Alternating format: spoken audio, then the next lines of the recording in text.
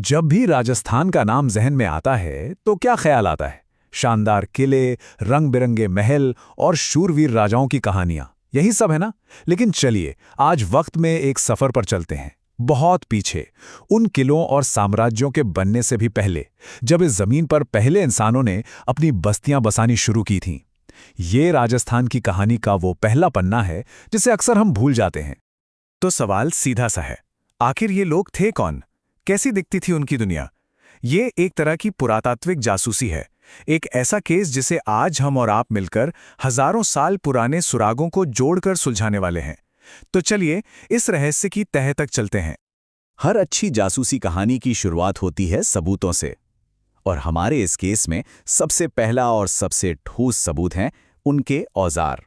ये पत्थर और धातु के टुकड़े ही उस पूरे जमाने की कहानी हमें सुनाते हैं। इस दौर को इतिहासकारों ने एक खास नाम दिया है, ताम्र पाषाण काल, यानी तांबा और पत्थर का मिलाजुला दौर। समझिए, ये एक क्रांतिकारी पल था जब इंसान ने पहली बार पत्थर से आगे बढ़कर धातु को अपनी मर्जी से आकार देना सीख लिया, और इस एक खोज ने सचमुच सब कुछ बदल दिया। और यहाँ जो दिलचस्प बात पता चलती है वो ये कि ये टेक्नोलॉजी किसी एक गांव या बस्ती तक ही सीमित नहीं थी। भरतपुर के नोह से लेकर राजसंबंध के ओझियाना तक हमें औजारों का एक पूरा नेटवर्क मिलता है। ये इस बात का सबूत है कि ये कोई छोटी मोटी अलग थलग बस्तियां नहीं थीं, बल्कि एक फैली हुई, आपस में जुड़ी हुई संस्कृति थी। अब जरा उजियाना की बात करते हैं। यहाँ के कारीगर तो समझिए अपने जमाने के साइंटिस्ट थे। उनके पास एक सीक्रेट रेसिपी थी। वो तांबे को और ज्यादा मजबूत और धारदार बनाने के लिए उसमें आर्सेनिक मिलाते थे। सोचिए, ये उस जमाने की हाई टेक इंजीनियरिंग थी। ये लोग सिर्फ औजार नहीं बना रहे थे, ये टेक्नोलॉजी को गढ़ रहे थे। तो ठीक है, औजारों की बात हो गई, हमें ये पता चल गया कि वो क्या क्या बना सकते थे। लेकिन असली सवाल तो ये है कि इन औजारों से उन्होंने अपनी जिंदगी कैसी बनाई। चलिए अब सबूतों के आधार पर उनकी रोजमर्रा की दुनिया की एक तस्वीर बनाते हैं। सबूतों की लिस्ट में जो सबसे अहम चीज मिली वो थे अनाज के दाने। जी हाँ, गेहूं और जौ के छोटे छोटे दाने जो एक बहुत बड़ी कहानी सुनाते हैं। ये लोग शिकारी या बंजारे नहीं थे जो खाने की तलाश में भटकते रहते। नहीं, ये किसान थे। इन्होंने जमीन को समझा, फसलें उगाईं और एक जगह टिक कर रहना सीखा। और वो अकेले नहीं थे। खेती तो थी ही, पर उन्होंने जानवरों को भी अपना साथी बनाया। बागोर हमें राजस्थान में पशुपालन का सबसे पहला, सबसे पुराना सबूत देता है। गाय, भेड़, बकरी, ये जानवर उनके लिए सिर्फ भोजन का जरिया नहीं थे, बल्कि उनके समाज का, उनके जीवन का एक अहम हिस्सा थे। तो अब देखिए पूरी तस्वीर कैसे बन रही है। उनके पास खेत थे, पालतू जानवर थे और रहने के लिए घर भी थे। जोधपुरा में मिली कच्ची ईंटों की दीवारें बताती हैं कि एक स्थायी समाज था। ये बस्तियां, ये घर, समझिए राजस्थान के पहले गांवों का ब्लूप्रिंट है। हर बड़ी कहानी में, हर जासूसी केस में एक ऐसा मोड़ आता है जहां सारे धागे, सारे सुराग आकर एक जगह जुड़ जाते हैं।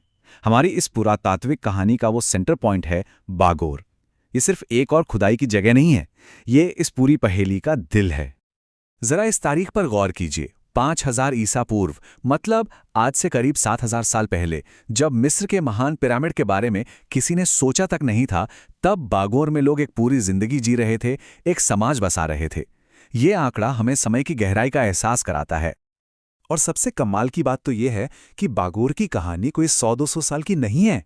ये एक ऐसी जगह थी जो हजारों सालों तक आबाद रही, धड़कती रही। इसने पाषाण युग देखा, फिर ताम्र युग में ये अपने शिखर पर पहुंची, और उसके बाद भी यहां जिंदगी चलती रही। ये निरंतरता ही बागोर को इतना खास बनाती है। तो आखिर बागोर इतना अहम क्यों है? क्योंकि यहां जो भी मिला वो बड़े पैमाने पर मिला। ये उस दौर का सबसे बड़ा स्थल था। सबसे ज्यादा तांबे के औजार यहीं थे। पशुपालन की शुरुआत यहीं से हुई। यहां तक कि अलग अलग कमरों वाले व्यवस्थित घर भी सबसे पहले यहीं दिखाई दिए। ये सिर्फ एक बस्ती नहीं थी, ये एक पूरी संस्कृति का केंद्र था। तो चलिए, अब वक्त आ गया है कि हम अपनी इस जासूसी के सारे सबूतों को एक साथ टेबल पर रखें और देखें कि फाइनल रिपोर्ट क्या कहती है। ये है हमारी पूरी केस फाइल एक नज़र में।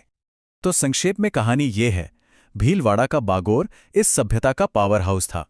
राजसमंद के ओजियाना ने हमें उनकी टेक्नोलॉजिकल काबिलियत दिखाई।